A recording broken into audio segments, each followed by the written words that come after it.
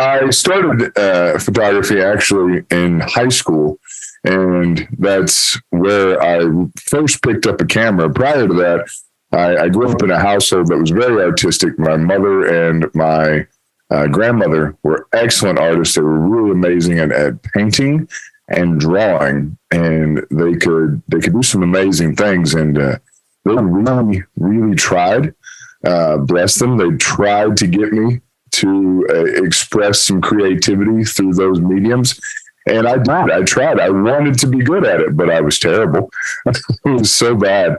I could not do anything very well in that regard. So when I got to high school, I picked photography as an elective my freshman year. And to be honest with you, I did that because I was also on the track team, and the photography elective was taught by the track coach. So I don't know how it is these days, but back then, if you saw an elective taught by a coach, you assumed it was going to be an easy A. Well, that was a bad assumption on my part, because not only was the track coach a great track coach, he was also an excellent photographer and very passionate about the subject of photography. So it was not an easy A. But that first freshman year was, I found my medium was a camera.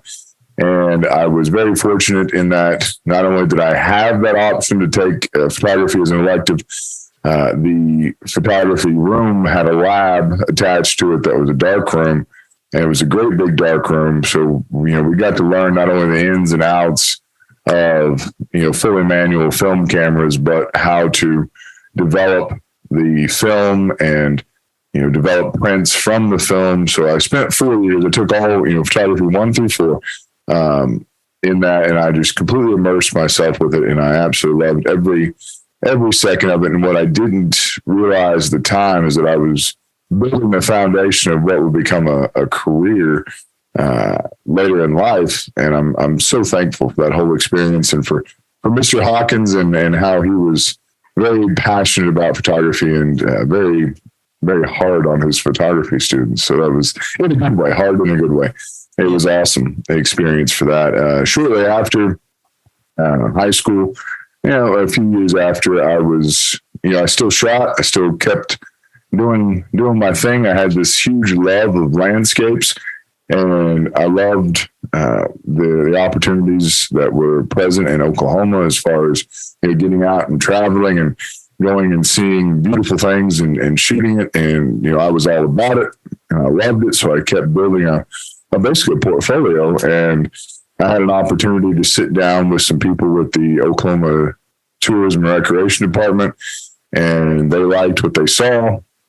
One thing led to another. I started shooting for them, and that's how I got my foot in the door in the professional world. And it's been a journey ever since. I've since explored past the state lines of Oklahoma, and I fell in love with the night sky. And when you're out shooting landscapes, at sunset, you typically are going to be out past sunset proper, and you're going to be out when it gets dark. And so it's easy to look up and start to imagine, wow, this is awesome. How do I capture this? How do I capture this with a landscape so that I have detail in both the landscape and the night sky? How do I do this? And I got really immersed in that, and that's my niche now. It's my genre for the most part. I do enjoy standard landscape, and I do enjoy wildlife photography. I don't shoot a lot of people. I'm not a people photographer for the most part, unless you're a close friend, but other than that, I love my night skies, and I love my landscapes put together. So